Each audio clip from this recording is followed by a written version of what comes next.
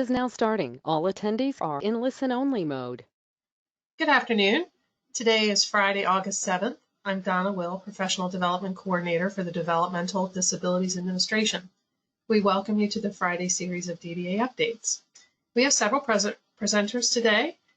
First, we'll hear from Bernie Simons, the Deputy Secretary for DDA. Also with us is Patricia Sastoki, Director of Programs, Valerie Roddy, Director of Fiscal and Operations, Rhonda Workman, Director of Federal Programs, Stacy Jones, Acting QE Director, and our guest speaker for today is David Ervin. He is the CEO from Jewish Foundation for Group Homes. Before we begin, I'd like to go over a few things about the webinar. All participants are in listen-only mode. There's one option for listening to the webinar by computer. There are two handouts for the webinar, and they are in the handout section in the panel to your right. They can also be emailed on request. We will be recording the webinar and post that on the YouTube link on the DDA website. Questions can be typed in the question or chat box in the webinar panel, and we will answer those towards the end of the presentation. So now I'd like to introduce Deputy Secretary Simons. Good afternoon. Good afternoon, and welcome everyone to the webinar. Again, we've got the opportunity to have David Ervin here as the Chief Executive Officer from a Montgomery County area, which we know was one of the first areas, as well as Prince George's County, to really experience a large number of individuals testing positive with for COVID-19. And so I also want to make sure and wish everybody that they are safe and there wasn't too much damage from the tropical storm that we had. We know that in some areas there was a lot of trees down, etc. So hopefully everybody remains safe. And again, I want to again continue to talk about where we are with moving forward with not necessarily reopening, but having that discussion that a lot of the providers have approached DDA. So again, so we can go to the next slide.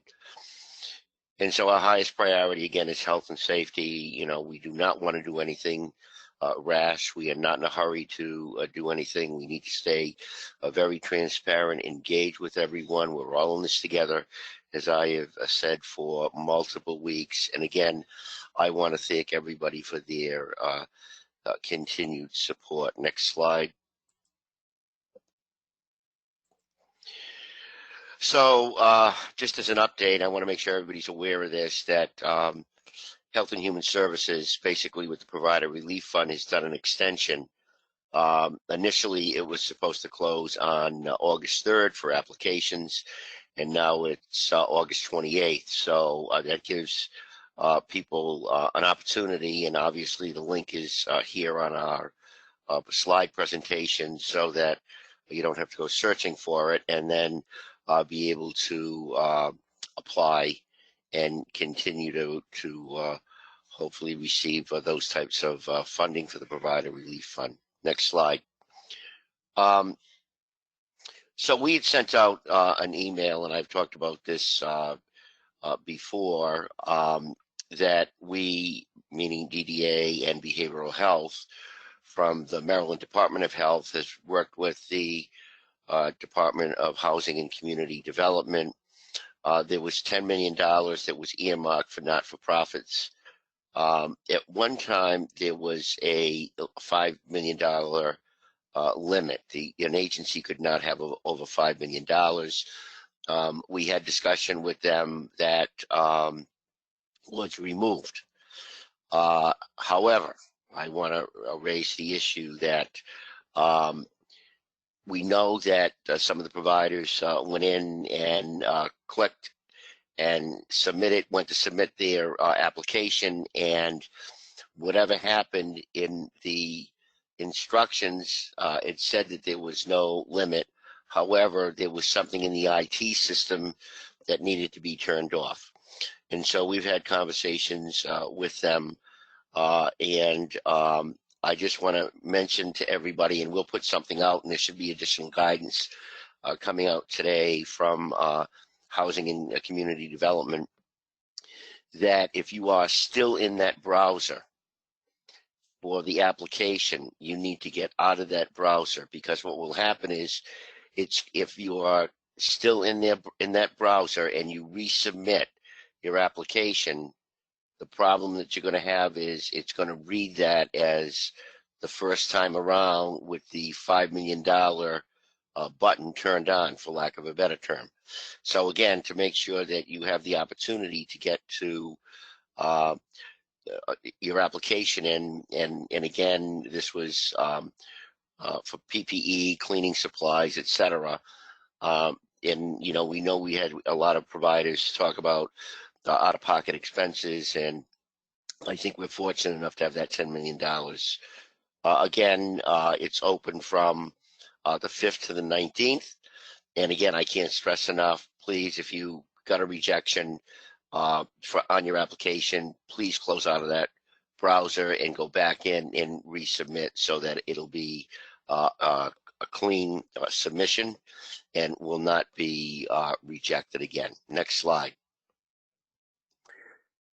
And so obviously not all applications were or will be accepted. And as you can see on the slide, and we've talked about this, it's the W-9, and it needs to match the address and all of the information that is there. Again, please make sure that if you've got additional questions or whatever, send them in to us at DDA. And I also want to thank the Department of Housing and Community Development for working with us and creating this opportunity for us. The applications, again, please make sure that you submit them so that you have an opportunity to get some reimbursement. Next slide. So we talked in the past about meaningful day and framework and considerations for reopening. As many of the providers have started to look at reopening, we knew that we did some initial guidance, and we basically have had physicians within the department. One in particular was the director of community and facility initiatives. We have also reached out to our chief epidemiologist and the Office of Infection and Disease, as well as our physician who is the director of the Environmental Health Bureau, to give us feedback on what we're doing. And we also had some input from other folks outside of the department with what their recommendations would be. Next slide goes to Patricia.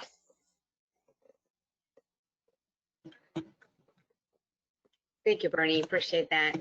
I just wanted to give everybody an update of our transformation, and to be expecting some communication from the DDA in reference to a transformation. There has been a lot of discussion from our groups and our stakeholders about the implementation of LTSS Maryland and PCIs 2.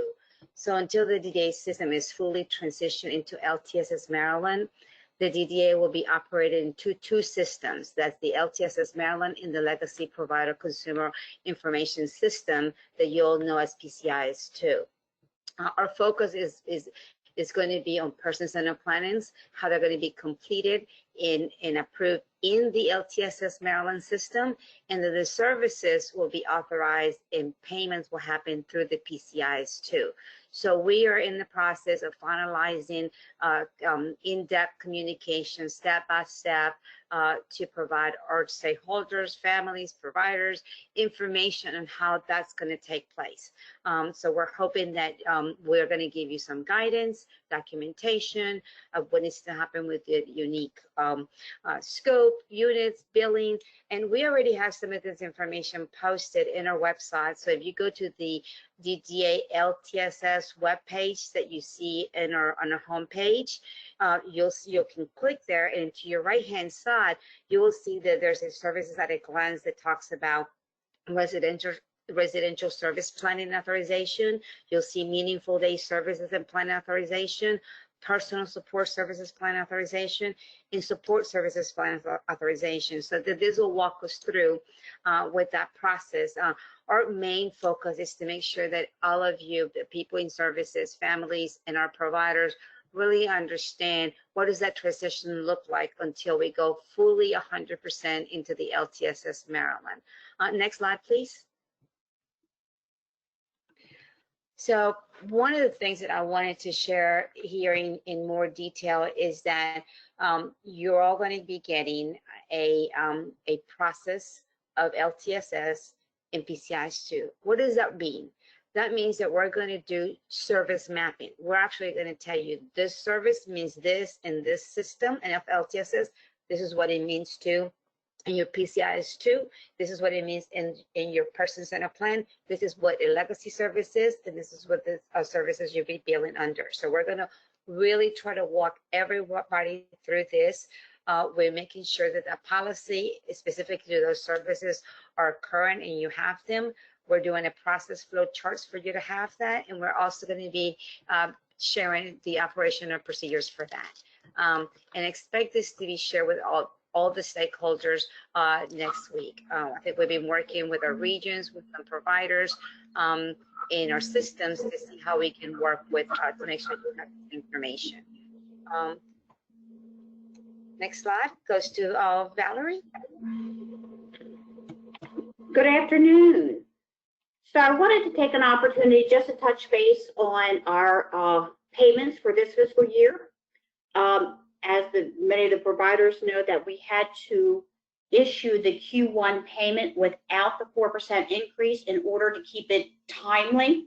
However, we have been updating the rate tables, the invoices, and the cost detail sheet, and PCIs too. And we will be posting all of this information by the close of business on Monday. Because we weren't able to include the 4% in the Q1 payment, we will be issuing an interim payment to the providers, and that should go out probably late this month or at the very latest early September.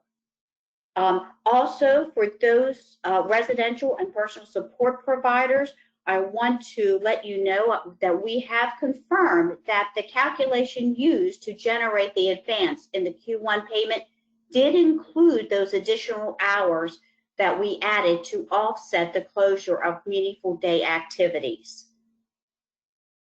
Next slide. So I want to spend some time just talking about targeted case management. So those services were also eligible for the 4% increase, and those rates have been increased accordingly. We also have been working with our IT vendor to develop the functionality to accommodate a geographic differential in the LTSS system. That functionality actually went live July 1st of 2020. However, the DDA was recently notified that this geographic differential was substantive enough that it warranted or requires DDA to submit an amendment to CMS to approve the geographic differential. So what this means is that effective immediately, the geographic rate will be adjusted to mirror the standard rate and will stay this way until we receive approval from CMS. And just so that you know that when CMS approves it, it will be retroactive to the beginning of the quarter in which they approve it. So if they approve it in September, for example, it would be retroactive to July the 1st. Next slide. Good afternoon. This is Rhonda Workman, and I'd like to share an update related to retainer payments.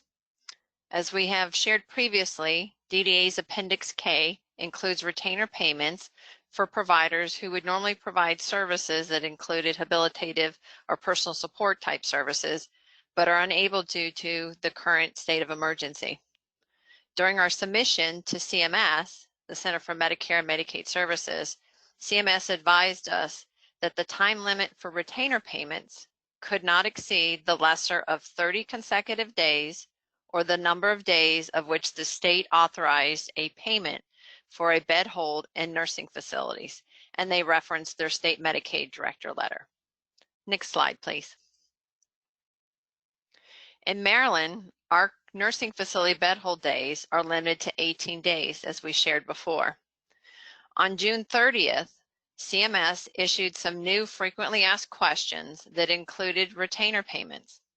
In the FAQs, CMS noted that while retainer payments up to 13 days may be implemented, as per the state Medicaid director's letter, they further elaborated and said that states may authorize up to 3 30-day episodes of retainer payments for an individual during the period of a disaster using an Appendix K only. They further noted in the FAQ that states that would offer multiple periods are required to include specific guardrails related to fiscal tracking. Some examples include collecting an attestation from the provider acknowledging that the retainer payment would be subject to audits and recruitment to prevent duplication of the payments.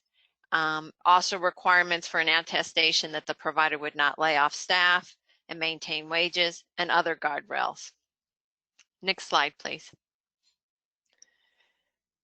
Given this change of position from CMS, we confirmed our initial funding request and authorization to support up to 30 days as per outlined in Appendix K.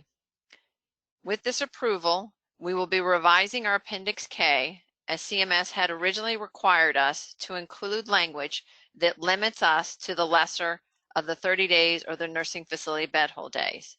In other words, we will remove the language in reference to the nursing facility bed hold days so that Appendix K is reflecting that we could provide up to 30 days. The DDA will not be pursuing multiple periods at this time and therefore will not be included information related to guardrails. Next slide, please. Hi, everybody. This is Stacy Jones. Just want to provide 2 quick reminders before we continue on here. This past Friday, we sent out official announcement related to our technical assistance opportunity that we first talked about a few weeks ago on this webinar. And as a reminder, this TA opportunity is for current DDA employment service providers that are interested in shifting their focus from their services that are more facility-based to instead focus on competitive integrated employment outcomes and community participation. The announcement that was sent out included an informational flyer that you can download. It includes details about the project. There also includes a hyperlink that you can access the application itself, as well as a link where you can get registered for an informational webinar that's scheduled for next Thursday, August 13th at 3:30 p.m. So during that webinar, any interested providers will have the opportunity to hear in more detail directly from our partner subject matter experts all about the project, what it will look like, how it will be rolled out, and those providers will have the ability to ask questions during that webinar. Applications for the TA opportunity are due by September 2nd, and then the 8 providers that are ultimately selected to participate in the project will be notified of their acceptance the week of September 21st. So if you have any questions related to this project, or if you did not receive the information that was sent out last week and you'd like to get a copy, please email me and I will get you connected with that. My email address is at the bottom, stacy.jones@maryland.gov. Next slide, please. And I also wanted to provide a friendly reminder about the National Core Indicators 2019 Staff Stability Survey deadline, which has been extended until the end of this month. So providers have until August 31st to submit their data. So if you still have not completed the survey, there's time. As a reminder, this is annual data that is provided by DDA provider agencies that gives Maryland information about staff wages and turnover rates. And again, I want to emphasize that the 2019 data is especially critical as it will provide a benchmark of the Maryland direct support professional workforce with things like tenure and turnover, prior to COVID-19. So having this data point in 2019 will really allow Maryland to get a more accurate picture of the impact of COVID on the DSP workforce. So we've only had about a few dozen providers submit their data at this point. So I'm going to be sending an email reminder out to the providers that have not yet completed the survey. If your organization needs any assistance in accessing the survey or getting the link resent, please email me and I can help troubleshoot and get the link resent, because it is possible that the original link may have been sent to your spam box. At least that's what I'm hearing from a number of people. So any questions or comments, please email me. Next slide.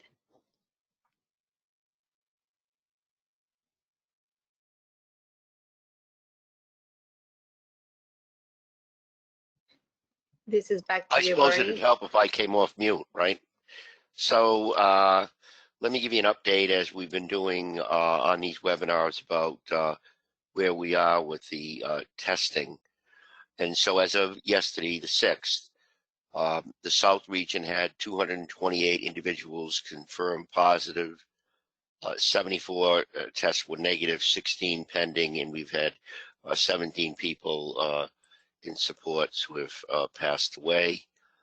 In the East region, we've got 33 positives, 77 tested negative, 29 pending results, and no one has passed away.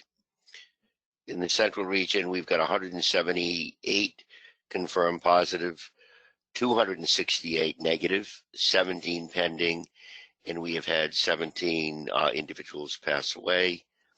And in the West region, we have 27 positive, 150 negative, 6 pending, and 2 people in supports who have passed away.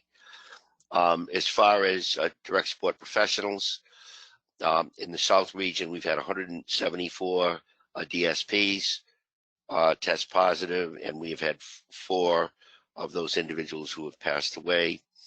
In the West region, 37 positive for staff and 1 person who has passed away. In the East region, 63 positive for staff and 0 people have passed away. And in the Central region, 195 people have tested positive, and there's been 1 death of a staff person. Next slide. And so this is the pie chart that we've been using right along. We're staying right where we are with about 97% of the people. That's on the left-hand side when you look at that pie chart. People we support with about 502 people that have tested positive, which is about 3%. And you can see that shows on the right-hand side by region where we are with that data. Next slide, please. And so this continues to illustrate where we are. And you'll notice that from July 9th to August 6th, yesterday, we've had an increase of 1 individual pass away of the 466 who tested positive. So I think that everybody's doing an excellent job with, washing hands and wearing masks and, keeping people safe within that period of time. Unfortunate to have any deaths, but at least it's minimal with 1. And then you'll see there's about 7% of the 502 people of all the participants and 36 people who have passed away that are in our supports and services. With that, these slides will be on our website, as Donna said earlier, or in emails out, etc. And now I'm going to turn this over to David Ervin. I want to thank him again. He is the Chief Executive Officer of the Jewish Foundation for Group Homes down in Montgomery County. So, David. Thank you, Bernie. I trust that everyone can hear okay.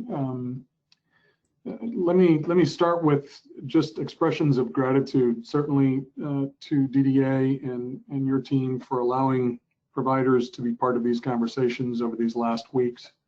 A great big thanks to prior presenters who sort of who, I don't know about the rest of you, but many of us are out here furiously taking notes and grabbing onto your ideas and implementing them. And so without necessarily recognizing it, you have led the development of a community of practice.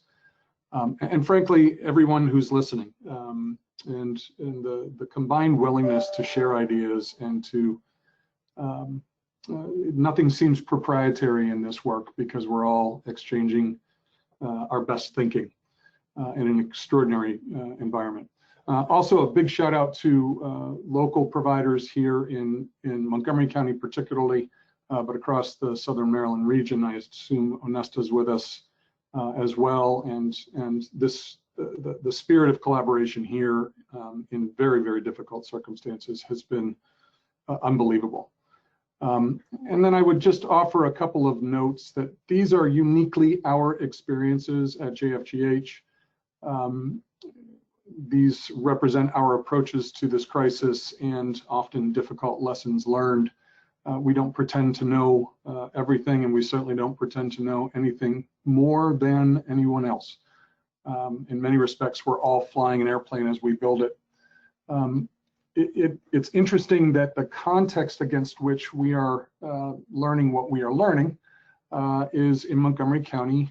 We have just about 18,000 cases, just a titch under 760 deaths.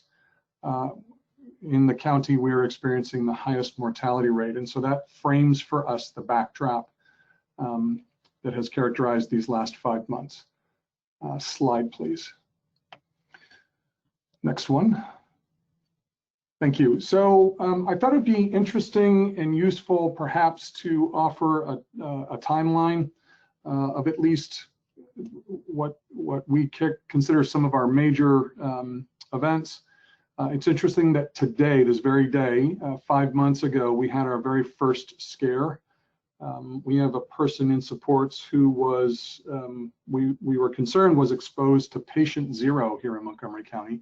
That turned out not to be the case, but it certainly represented a trial by fire 5 months ago. We are an organization, by the way, for those of you who don't know what we do, we support about 180 people in community living services. That's primarily in group homes, but also in-home supports, and a further 35-ish people in transition and daytime supports.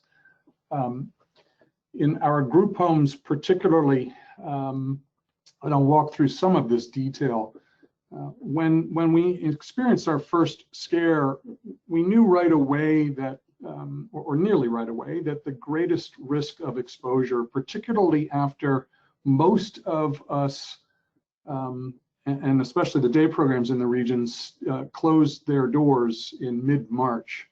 And then Governor Hogan issued the executive order to, in essence, stay at home in about that same time frame. We knew right away that our greatest risk of exposure was in the continuing rotation of group home staff. And sure enough, in early April, very late on the 5th of April, we had the first 2 of what has been 9 people test positive who are receiving our supports. We have, since the outset of the crisis, also walked very closely alongside 12 of our staff who have tested positive for COVID-19. Of those 9 people we support, 3 were hospitalized, and unfortunately, and this is a crushing blow, and everyone out there will understand this. On July 20th, we lost one of those very first people that became infected with COVID-19. Next slide, please. So early experiences, this will sound familiar to many of you. We couldn't find PPE to save our lives in the earliest days. On March 10th, DDA, to its credit, reached out to all of us to begin assessing the PPE needs across the state. We were doing a fair amount of research as best we could, it wasn't until the very 1st of April that we were finally able to identify a supplier who could deliver PPE at a cost that was affordable and at the scale that we needed it. DDA began supplying all of us, and certainly JFGH was the beneficiary of DDA supplied PPE beginning in early April, and they have continued. In fact, very recently, Onesta was kind enough to reach out to me from the region, from the regional office, and say, hey, what do you need? So great big thanks to everyone at DDA for their work. I should pause in the assumption that Laura is on from Max.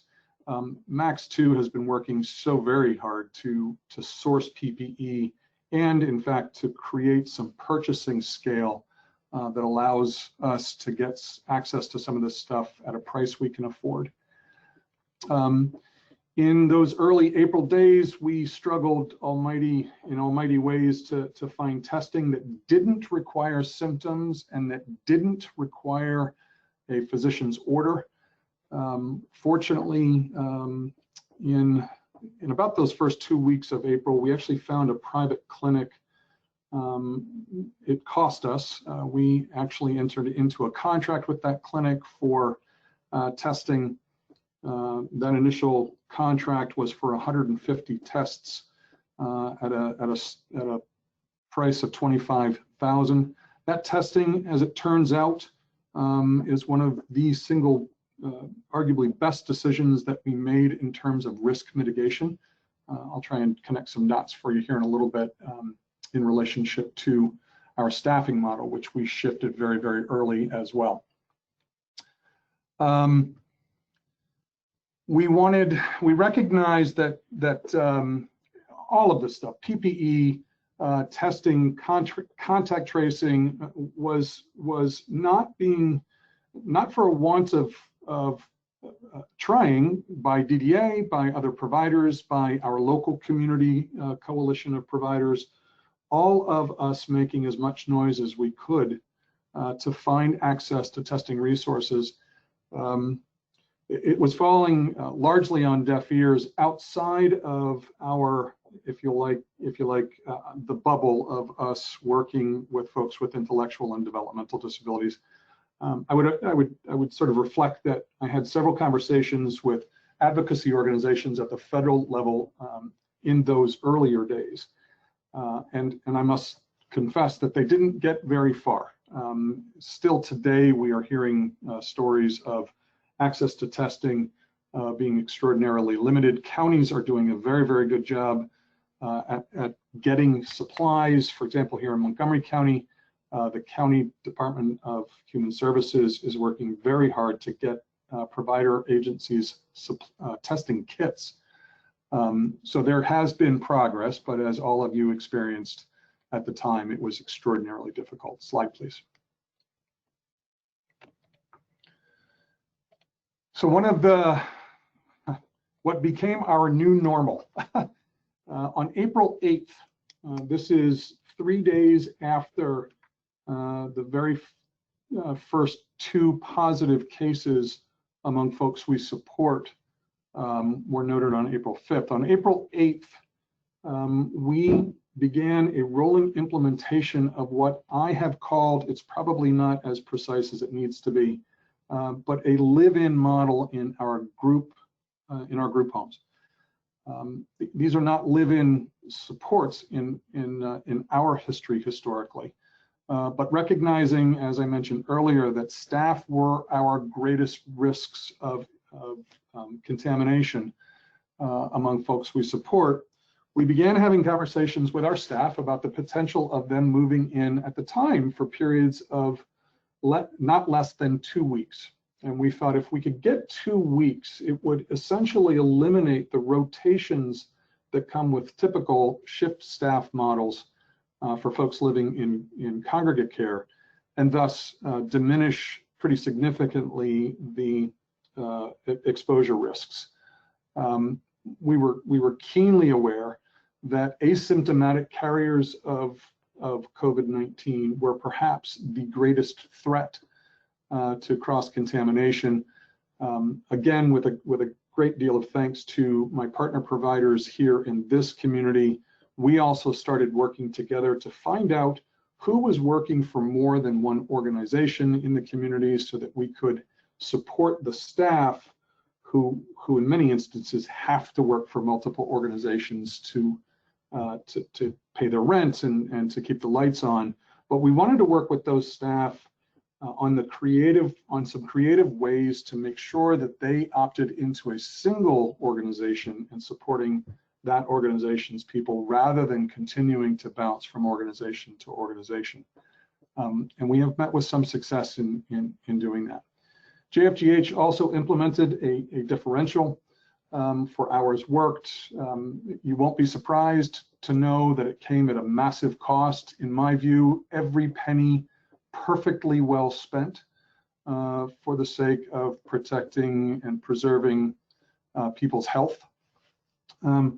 We also relatively quickly began testing and have ultimately implemented a growing swath of virtual supports to minimize person-to-person contact and thus mitigate some of the risk of infection. MOST for us stands for Meaningful Opportunities for Successful Transitions. That is our transition service, which has gone now 100% virtual. We have learned all sorts of things. I'll touch on some of the lessons learned in just a couple minutes here. But virtual supports has not only introduced us to an alternative platform to reaching the people we serve, but it has also allowed us to leverage a whole new talent set among our staff. And so our work from anywhere options beyond the pandemic are looking, we're bullish on those prospects.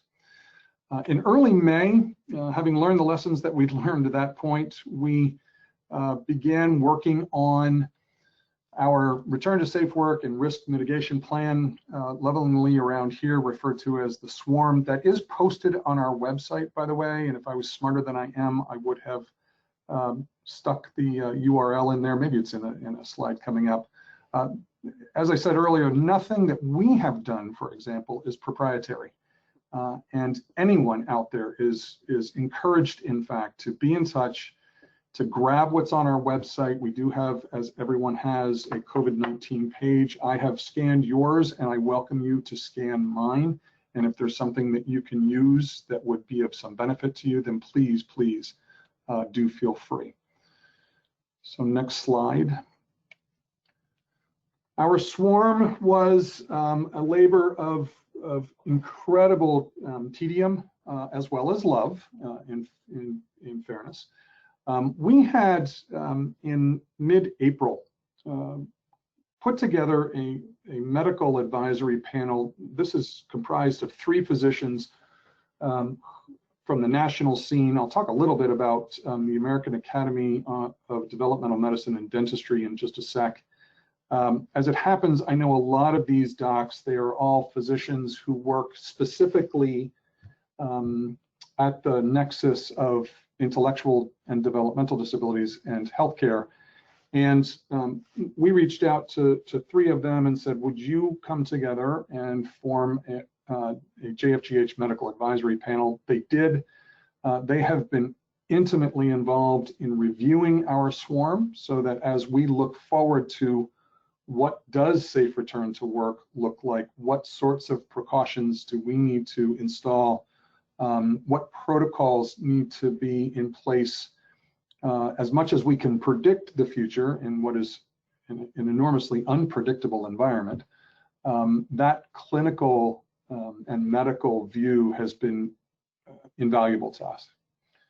We've also done a lot of surveying of folks that we support, of families and of staff. I'll walk you through very quickly some of what we're learning. That safe return to work plan is better, richer, more than likely incomplete because it will evolve as we go forward, but it is far better informed, but for the inputs of our major stakeholder groups.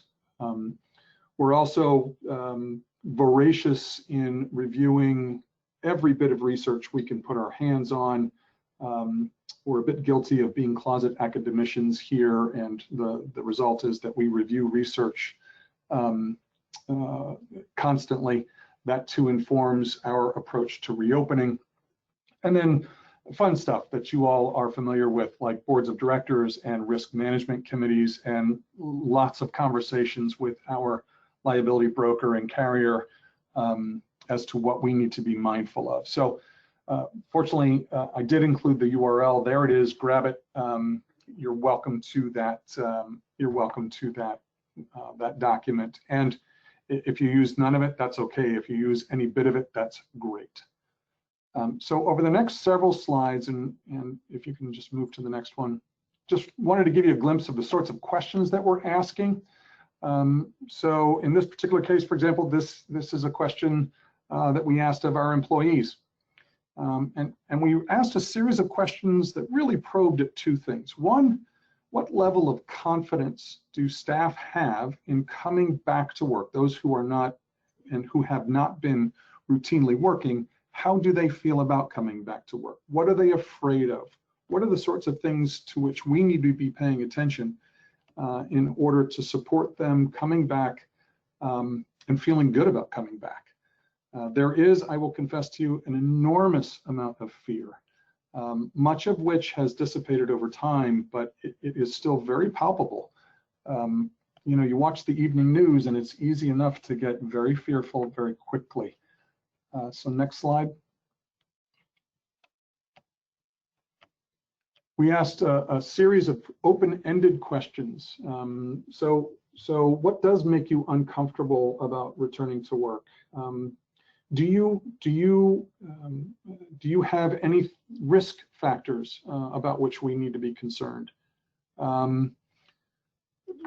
Here are the safety protocols. Do they tick boxes in your particular area of work that give you a sense of comfort in coming back to work? Those sorts of questions. So both questions, the forced answer questions as well as open-ended questions, have really brought us an enormous amount of very valuable information. Next slide. So for people that we support, this is an interesting one. We are hearing a lot from folks we are supporting and their families. By the way, it's an interesting parenthetical note that they don't always agree. That's probably not a surprise to folks on this call, but it's always interesting to interact with that dynamic. So where are you supported? How long? I mentioned a live-in model in group homes. In our in-home supports, we have, back in the good old days, we might have had 4 or 3 or 5 different staff people who would come into contact with people that we are supporting in in-home supports.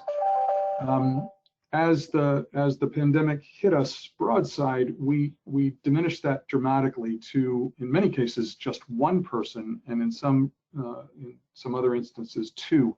And so the question is, how long do you want these sorts of supports to continue? And you'll see the answer reflects some willingness to ride it out until the pandemic is over, however we ultimately define that. Next slide, please. What PPE do folks we support want? 70%, a solid 70% of the folks we support report their fears of contracting the virus. That won't be a surprise to anybody. 61% don't want to return to day services until the pandemic is over.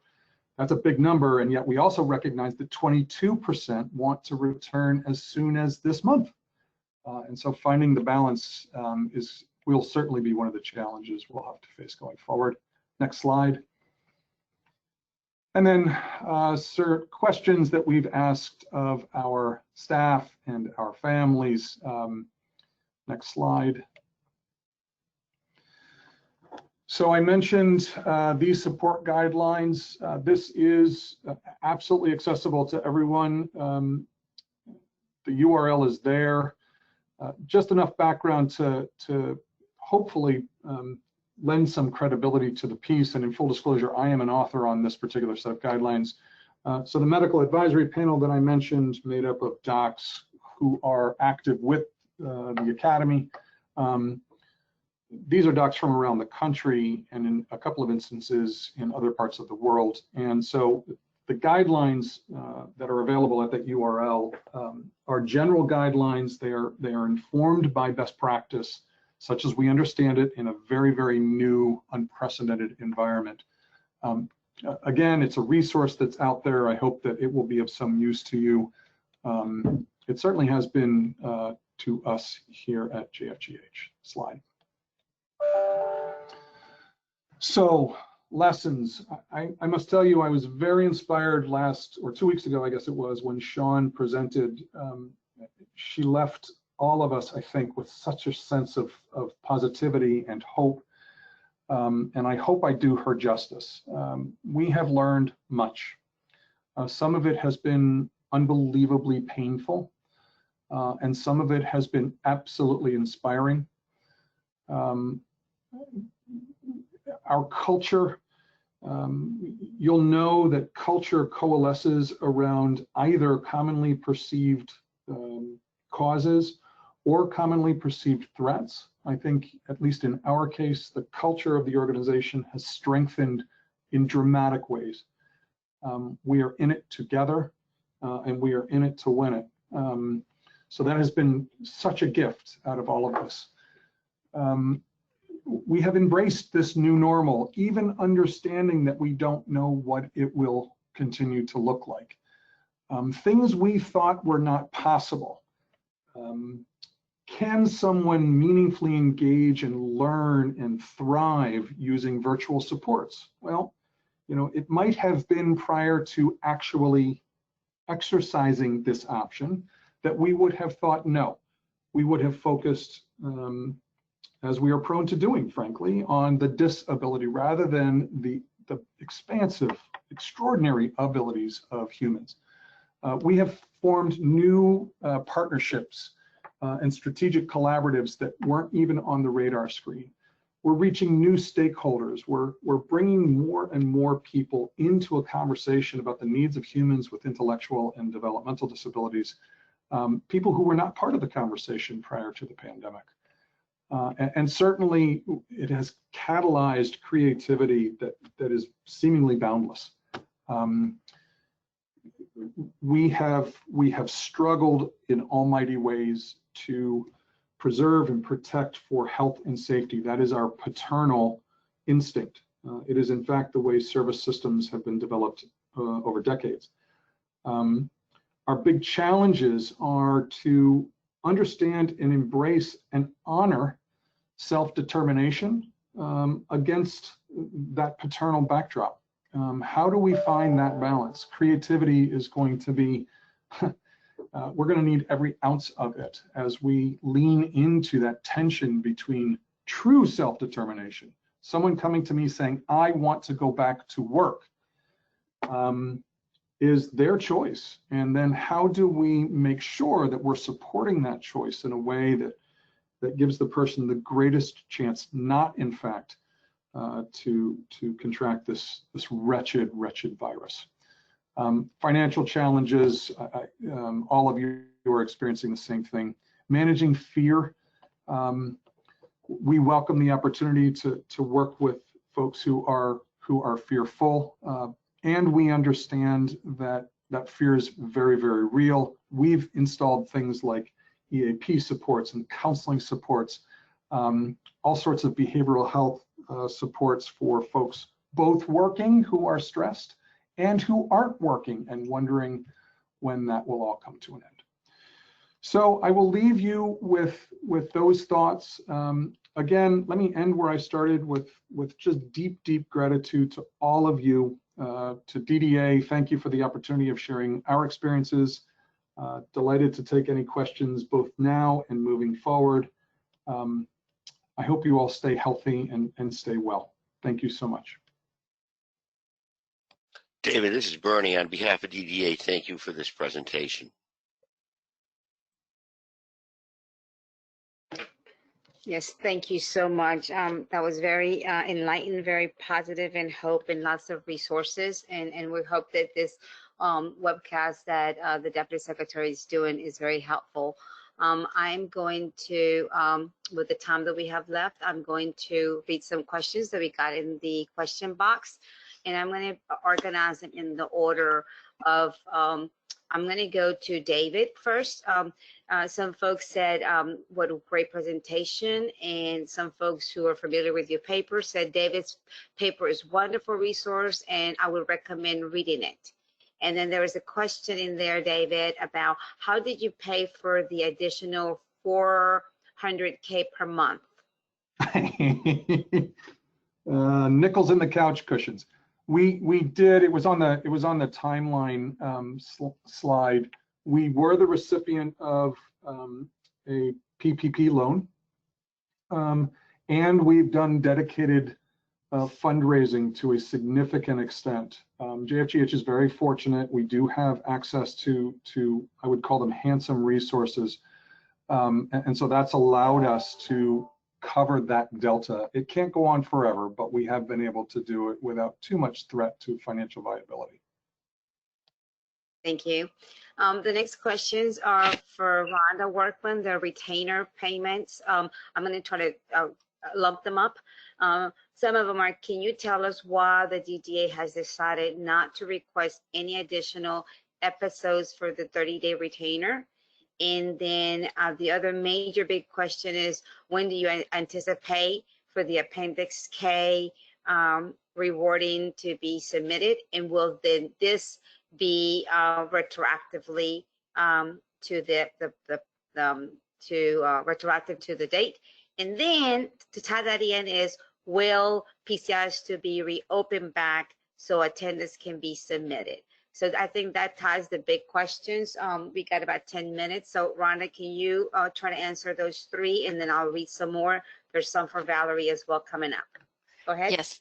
Yeah, thank you, Patricia. So for the first question, the reason why we're not requesting additional 30-day periods is because currently we only have funding authorization for up to the 30 days. If that were to change, then that could be considered. But at this point, we are limited in terms of the funding that we have available.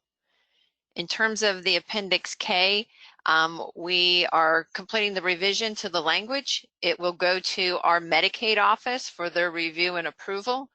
They will then submit it to CMS, and we are hopeful for a quick turnaround from CMS related to the revision to the Appendix K retainer days.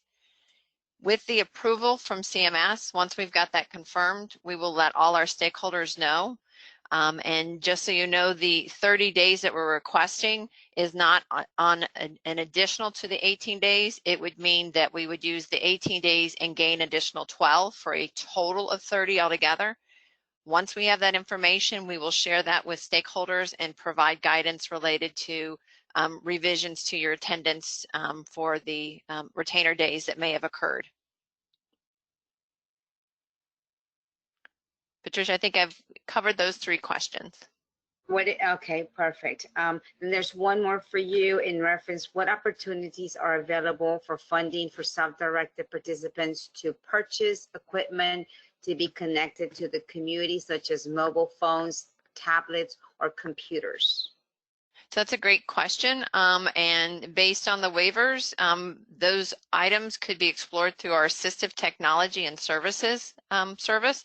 So you'll want to look at those, the waiver and the opportunities that are there related to the scope of those services and requirements. Thank you. The next questions, Valerie, they're for you, and I'll just read one at a time. EDV requires a call-in system where staff are to call into an automated system. What is in place to ensure that staff who are hearing impaired can access the system? So that's a good question, and that is a question that has already been raised actually by some of the participants in our pilot in LTSS. So the system, the way it was designed, really did not take into account staff who are hearing impaired, but we do have a manual workaround where the entries can be entered into the system manually. So we will be addressing that issue. And then as we move forward in the future, we will certainly take this under consideration. Valerie, will there be a reference, a procedure you reference to include EVV guidance? Oh yes, there will be guidance provided. We are developing communications both for participants and personal supports and their families. There will be information going out to certainly the case management agencies about it. We've already been engaging with in some discussions with them, and we'll continue to do so. And also, obviously, some communications for our providers about EVV, how to use it, what the purpose is, and also addressing some more of those details that providers will need in order to operate the system. This is in reference to the geographical differences. Does the geographic rate just impact CCS agencies or all services in the geographic regions? Good question. So right now, the slide I showed earlier today really focused on targeted case management because they are currently using and have been using the LTSS system. They are in it. That is how they get paid. And so we were able to develop the functionality for case management and include a geographic differential. However, we are also creating the functionality in LTSS to include a geographic differential as well for all services. The pilot providers who are eligible for that geographic differential have already seen it through the pilot, but obviously providers who are not yet in the system probably are not aware that it does exist. Okay, there's another question. Providers are closing their books for FY20 and need to know if they're going to be allowed to include additional retainer days as soon as possible. When is DDA going to be requesting the increase? And so I think Rhonda would answer that, unless you wanted to add anything else. No, and it does, you know, certainly I think there was a question earlier about how would this be handled. So, you know, as we get to year end, you know, we ask that providers submit any of their error updates that they may have by, you know, a date certain, usually about mid-August, around August the 12th or 15th. So it does beg the question, what will happen if, say, in November, CMS approves our request for the 30 days, and how will we handle that? Because again, it would either be handled through error updates or handled through the annual reconciliation of the cost reports. So we'll have to wait to see when CMS provides the approval, then we can provide guidance on how to address it. Okay, and there's one more, Valerie. This is a twofold question. We are hearing that providers are piloting LTSS with an all-in approach. Number one, when is that launching? And number two, how does DDA anticipate having the funding, and in parentheses, what sources will be funded come from to provide those and all providers with the increased rates for the new services in LTSS?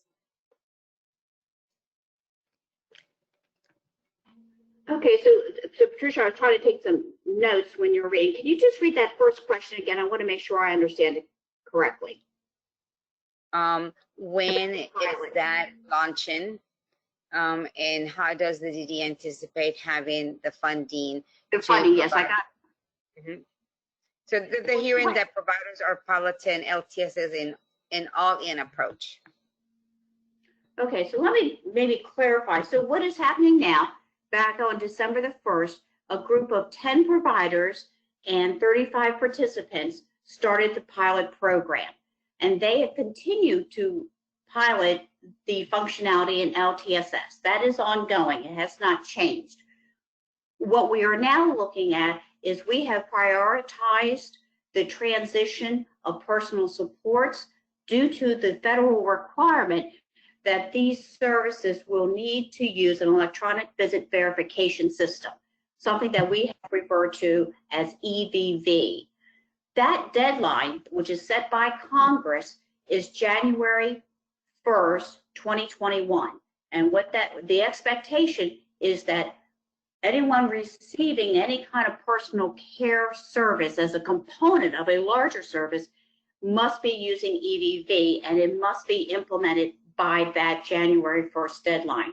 Therefore, we have prioritized the transition of people in personal supports, and certainly their providers, into the LTSS and an EVV solution that is currently operational with Medicaid. After that, so that really will occupy our efforts through to the beginning of the new calendar year. After that, we will be looking at when will we and how will we implement the rest of LTSS Maryland for all participants and all providers.